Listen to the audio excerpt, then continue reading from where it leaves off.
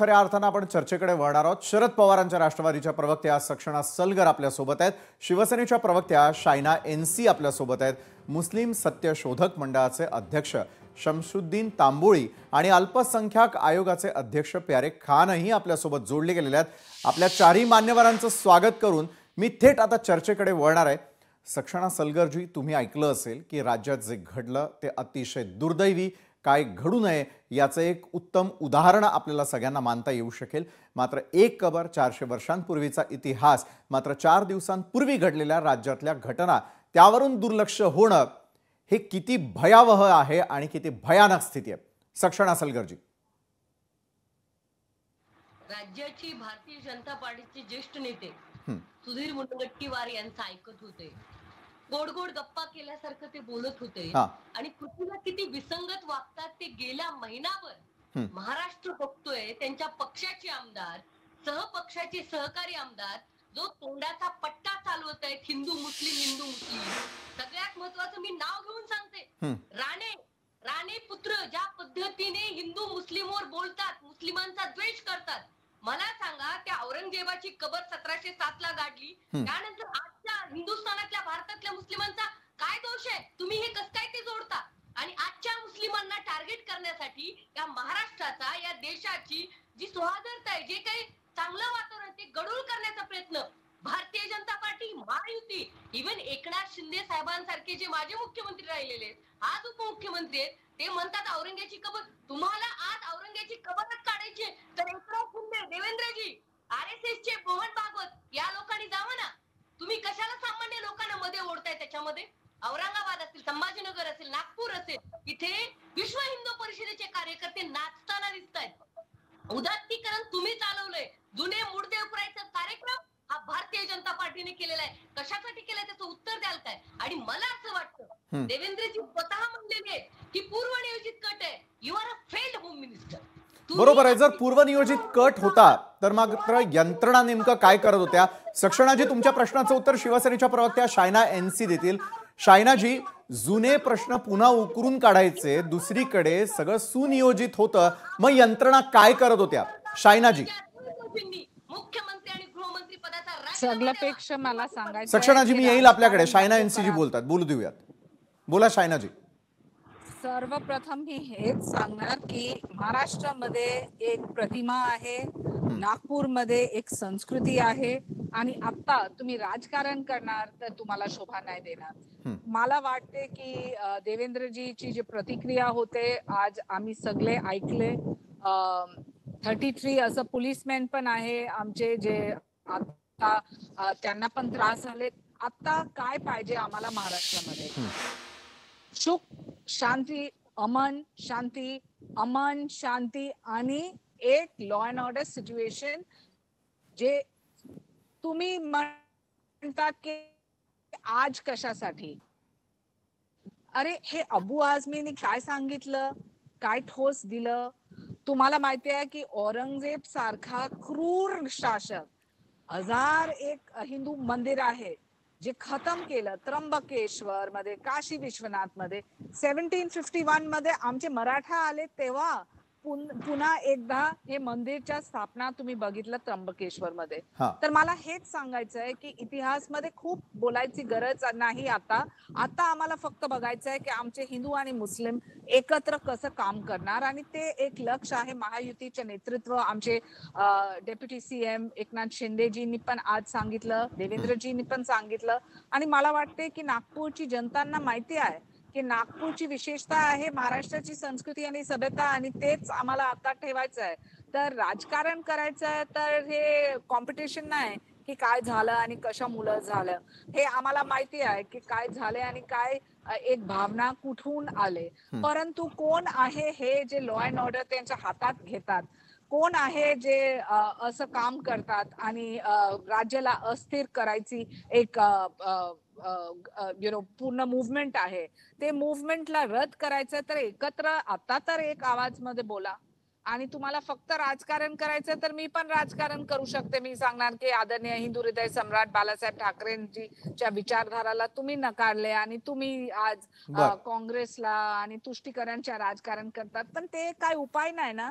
ते बरोबर पर्याय आहे पण नाही. शायनाजी, आता तुमचा आम्हाला मुद्दा काय अगदी पाहिजे बरोबर आहे. की यावरून राजकारण शांती. करण्यापेक्षा काय करू नये यावरती आता चर्चा होणं जास्त महत्वाचं वाटतंय मला. मुस्लिम सत्यशोधक मंडळाचे अध्यक्ष शमशुद्दीन तांबोळी देखील आपल्यासोबत आहे. शमशुद्दीनजी, मला आपल्याला प्रश्न करायचा आहे की प्रत्येकानं आपल्या तोंडावरती ताबा ठेवणं जास्त गरजेचं आहे. आपण आज ज्या समाजामध्ये वावरतोय, पुढारलेलो आहोत असं आपण सगळेजण म्हणतो, मात्र ज्यावेळेला इतिहास निघतो त्यावेळेला मात्र तोंडावरती ताबा नसलेले नेते मंडळी ज्यावेळेला अशा प्रकारची वक्तव्य करतात, एकमेकांवरती आरोप प्रत्यारोप करतात, त्याचं एक उदाहरण सोमवारी आपण नागपूरमध्ये पाहिलेलं आहे. महाराष्ट्र जळताना आपण कुणीच पाहू शकत नाही, याचं भान राखण्याची वेळ आलेली आहे का? सत्यशोधन कधीपर्यंत होणार असं आपल्याला वाटतं, तांबोळीजी? खूप खूप धन्यवाद.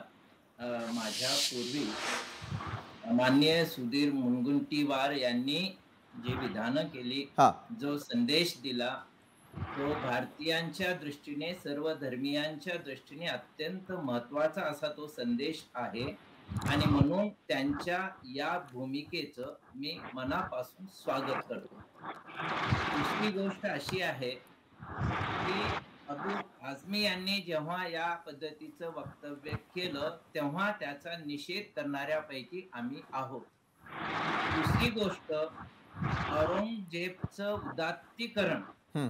गौरवीकरण कोण करताय हे एकदा शोधलं पाहिजे. माझ्या मताप्रमाणे, माझ्या निरीक्षणाप्रमाणे भारतीय मुसलमानांचं आयकॉन, आदर्श किंवा दैवत हा औरंगजेब नाही. आणि औरंगजेबाला गाडून जवळपास 300 वर्ष झालेली आहे. आणि इतिहासात रमत बसायचं, उणे दुणे काढायची का आमच्या भविष्य घडवायचं, याकडे नेते मंडळींनी लक्ष द्यायला पाहिजे.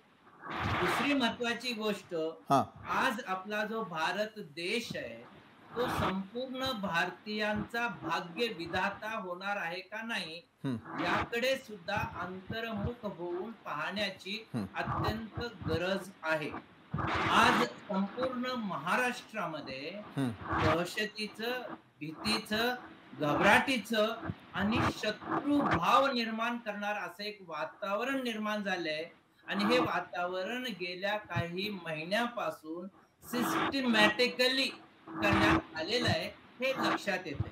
म्हणजे औरंगजेब तो एक बहाना है और मुस्लिम समाज निशाना है, अशा प्रकारची परिस्थिती आहे का, अशी शंका यावी, अशा प्रकारचे विषय हाताळण्यात बरं, केवळ मुस्लिम समाजच निशाण्यावरती आहे का?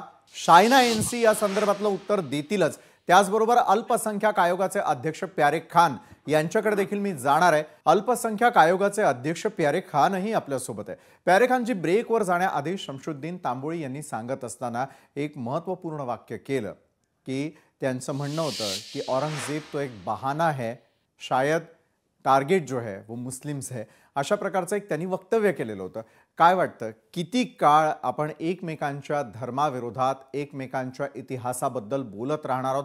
जेव्हा की कायदा सुव्यवस्था राखणं असेल, राज्यामध्ये, देशभरामध्ये शांतता राखणं हे आपलं सगळ्यांचं भारतीय म्हणून एक आद्य कर्तव्य असताना आणि इतर महत्त्वाचे प्रश्न जे अद्यापपर्यंत सुटलेले नाही आहे त्यावरून लक्ष विचलित न होऊ देता लक्षावरती आपण सगळ्यांनी राहणं हे कितपत महत्त्वाचं असं आपल्याला वाटतं? प्यारे खानजी. देखिए, मैं आपको सबसे पहले बताना चाहता हूँ कि मैं कोई पॉलिटिकल व्यक्ति नहीं हूँ जी। और पहली ये जो सरकार है जिसने सबका साथ, सबका विश्वास और सबका विकास के बारे में बात की। जी जी। दूसरी बात मैं आपको बताना चाहता हूँ कि नागपुर एक ऐसी जगह है कि जहाँ से मुस्लिम हिंदू एकता का एक ऐसा संदेश जाता है, ऐसी पीसफुल जगह है कि यहाँ पर जब रामनवमी होती है तो मुस्लिम बंधु उनपे फूलों की माला अर्पण करते हैं, उनपे फूलों की बरसात करते हैं। और दूसरा, यहाँ पे हजरत बाबा ताजुद्दीन रहमतुल्लाह अलैह की एक दरगाह है जहाँ पे सारे हिंदू, मुस्लिम, सिख, ईसाई मिलकर जाते हैं। तो मैं इस घटना की निंदा करता हूँ। और पहली बात तो नागपुर में ये घटना हुई कैसे, क्योंकि ये एक सरकार को बदनाम करने की साजिश है। अगर आप देखें तो देश के प्रधानमंत्री और महाराष्ट्र के मुख्यमंत्री दिन रात मेहनत करके यूरोप जाके, इंडिया के बाहर से देश को, नेशन को बनाने के लिए और देश का विकास करने के लिए इतना पैसा लेके आ रहे हैं, और ये सब यहाँ एक सोचे समझे साजिश लगती है मुझे इनको बदनाम करने के। महाराष्ट्र के मुख्यमंत्री को कोणी केलं असेल मग हे सगळं? सोचे समझे साजिश लगती है।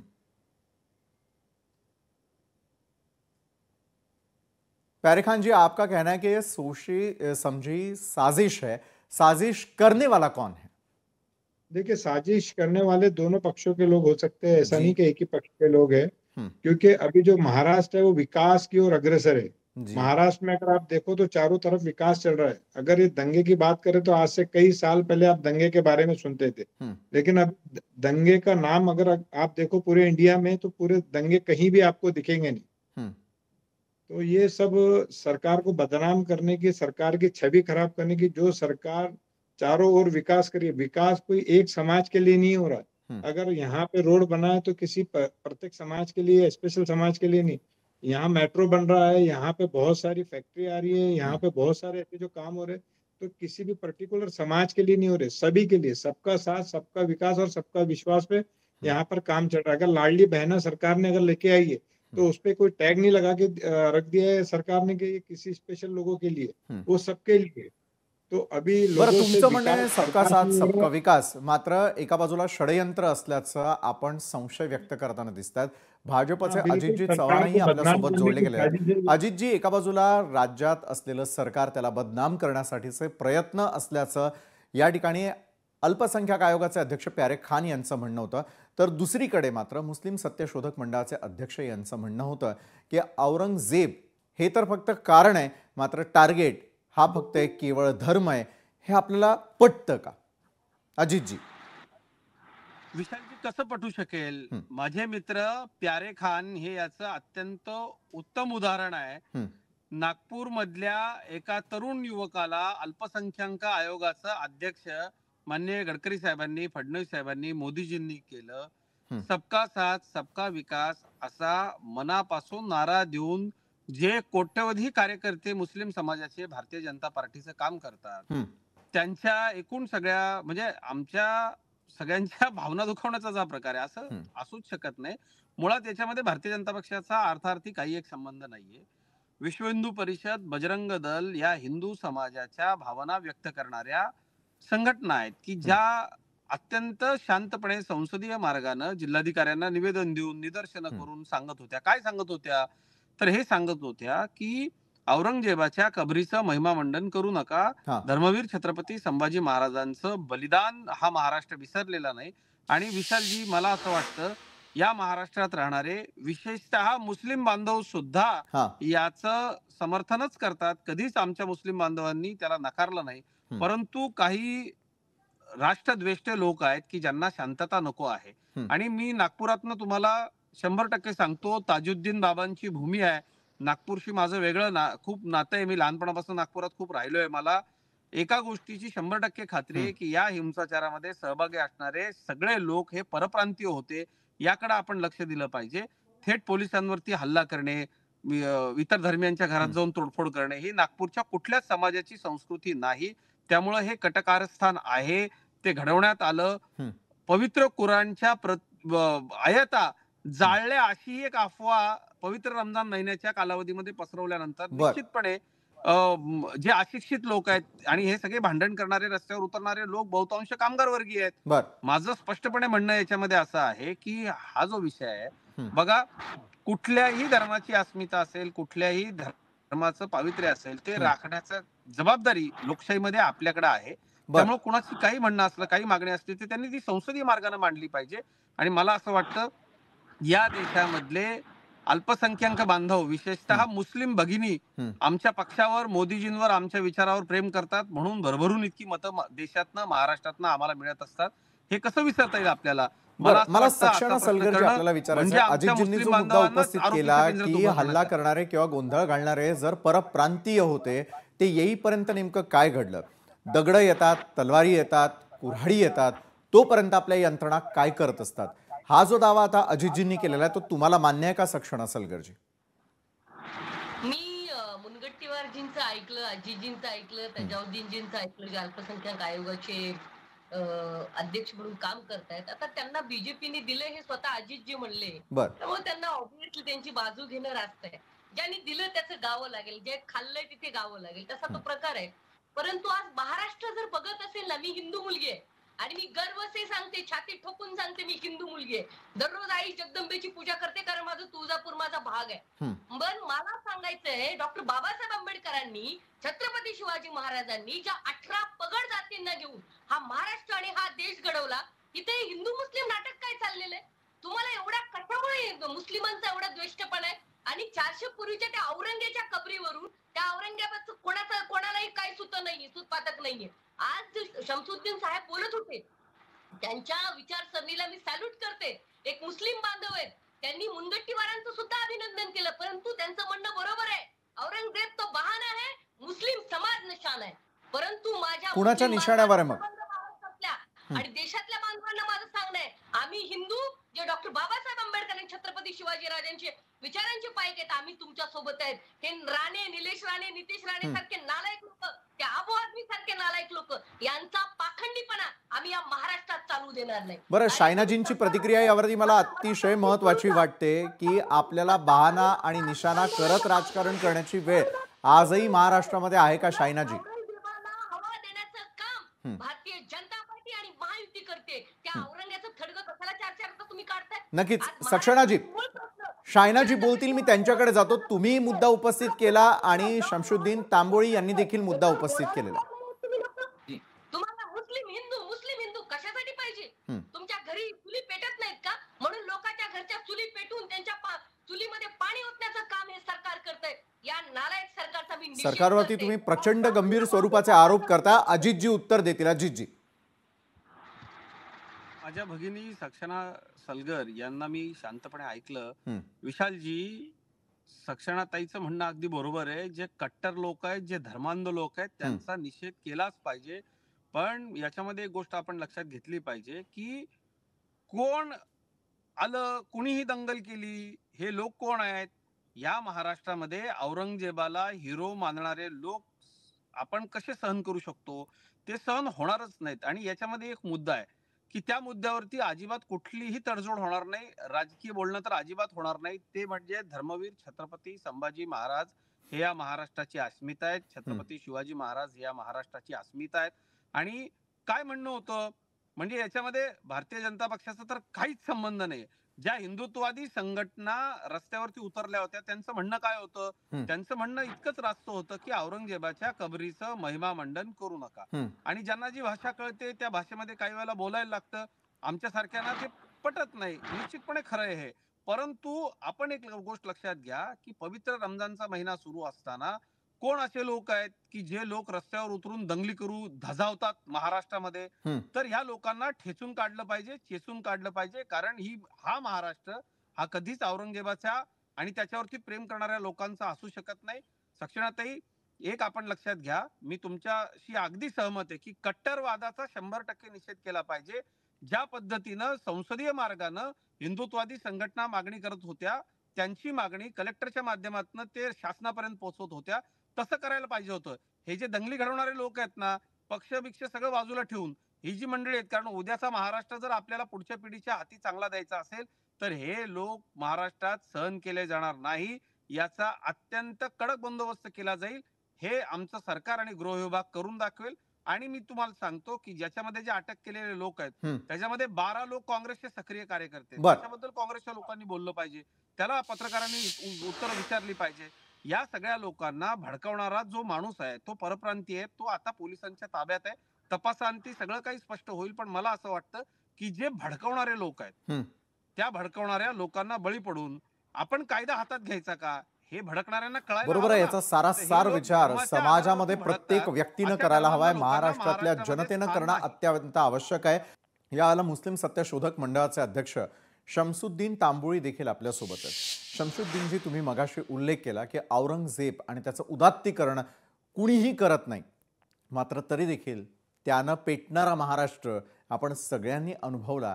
यावेळेला अतिशय संयम राखणं, अतिशय व्यवस्थितरित्या इतिहासाची माहिती असणं आणि कुणाचंही उदात्तीकरण होणार नाही यासाठी संयम राखणं हे किती गरजेचं वाटतं? अत्यंत गरजेचं आहे. कारण हे करणारे कुठल्या एका धर्माचे म्हणण्यापेक्षा हे सगळे समाज कंटक आहेत आणि त्यांचा बंदोबस्त हा केलाच पाहिजे. मी मुस्लिम सत्यशोधक मंडळाचा कार्यकर्ता आहे. पण त्याही पेक्षा मी भारतीय आहे आणि भारतीय संविधानाचा सन्मान करणाऱ्यापैकी आहे. एक भारतीय म्हणून मला इथे एक प्रश्न विचारावासा वाटतो, तो असा की औरंगजेबाची प्रतिमा घेऊन, विशिष्ट धर्माचा झेंडा घेऊन, एखाद्या दर्गावरची चादर घेऊन ज्याच्यावरती काही आयाती लिहिलेल्या आहेत ते जाळून, अवमान करून असं हे करणं हे गैरकृत्य नाही का? बेकायदेशीर नाही का? आणि ज्यांनी कोणी हे केलेलं आहे त्यांच्यावरती काही गुन्हे नोंदवले गेलेले आहेत का? हा एक माझा प्रश्न आहे. दुसरं, प्यारे खान हे आपले मित्र आहे, त्यांच्या सद्भावना आपण समजू शकतो. मी त्यांच्या चाहता पण आहे, मित्र आहे. कोविड काळात त्यांनी भरपूर छान असं काम केलेलं आहे. आज मला हे म्हणायचंय की सांगलीमध्ये बीटा आहे आणि तिथे बेनापूर म्हणून एक गाव आहे. 10 मार्चला रातोरात तिथली दर्गा जी शिवकालीन आहे, तिथली थडगे उद्ध्वस्त केलेत, उखडून टाकलेत, बेचिराग केलेले आहेत आणि अजूनपर्यंत कुठल्याही समाजकंटकाच्या विरोधामध्ये तिथे गुन्हा दाखल झालेला नाही. ही मी आता अलीकडची गेल्या आठवड्यातली स्थिती सांगतोय. अजूनही या विटा भागामध्ये खानापूर जवळचं बेनापूर गाव आहे, तिथे हे धुमस्त आहे. दर्गा या ज्या आहेत सुफी संतांच्या, हिंदू आणि मुस्लिम दोन्हीही तिथे भक्त आहेत. पण अशा ठिकाणी सुद्धा एक जे वातावरण निर्माण झालेलं आहे ते दहशतीचं वातावरण अत्यंत दुर्दैवी आहे. यातून आम्ही बाहेर पडणार कसे, हाही एक अत्यंत महत्वाचा आहे. आणि म्हणून गेल्या काही महिन्यामध्ये ज्या पद्धतीचे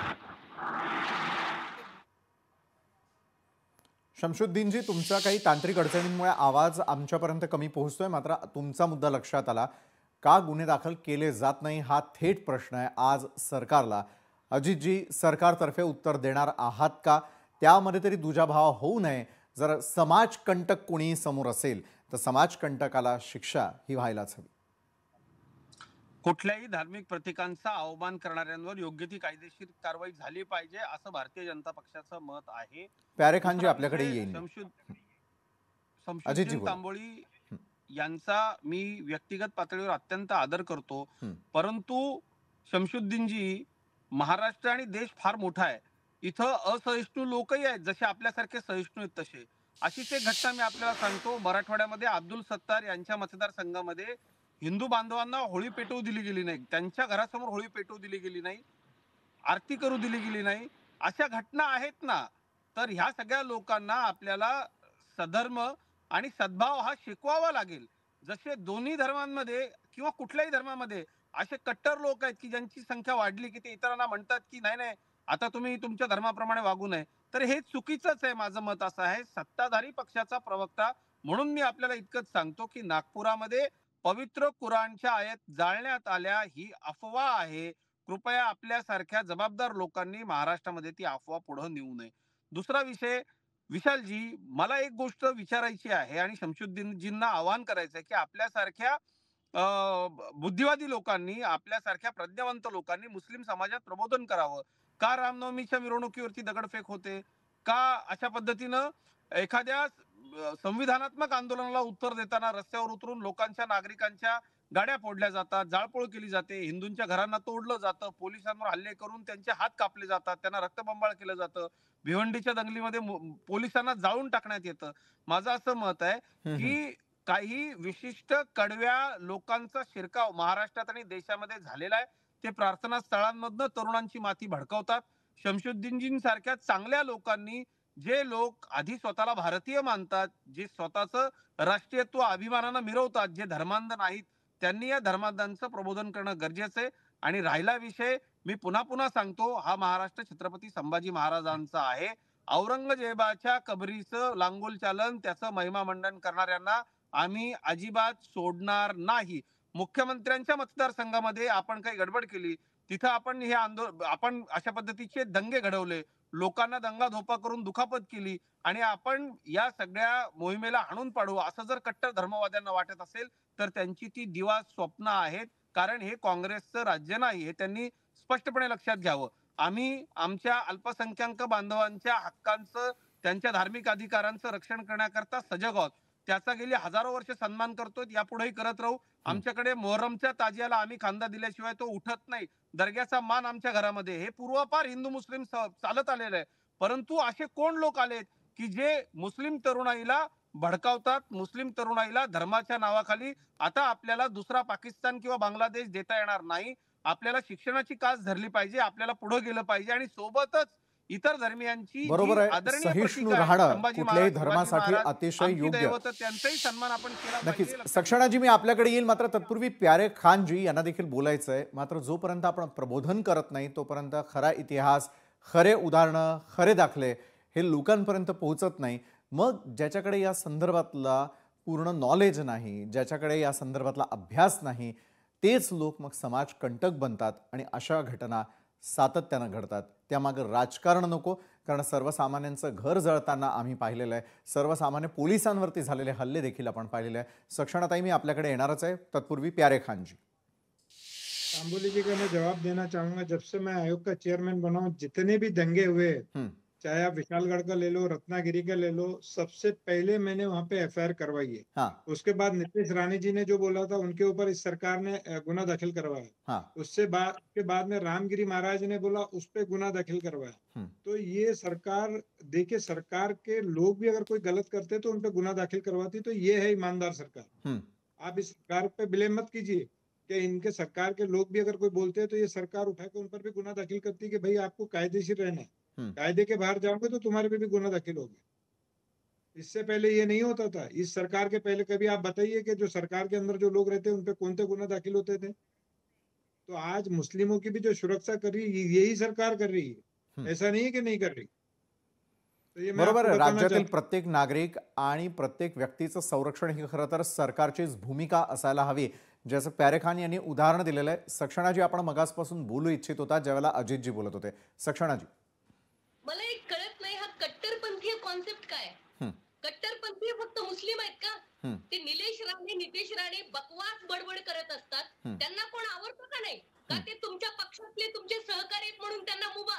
अरे, हिंदूंच्या नावाखाली हिंदू समाज बदनाम करण्याचं काम ते राणेंची मुलं करतात. त्यांनी प्यारे खान यांनी आता माहिती दिली, त्यांच्यावरती तातडीनं गुन्हा दाखल केलाय. शिवाजी महाराजांच्या काळामध्ये मुस्लिमांचं काही नव्हतं म्हणे, मुस्लिमांच्या विरोधात छत्रपती शिवाजींची लढाई होती. चुकीचं आहे.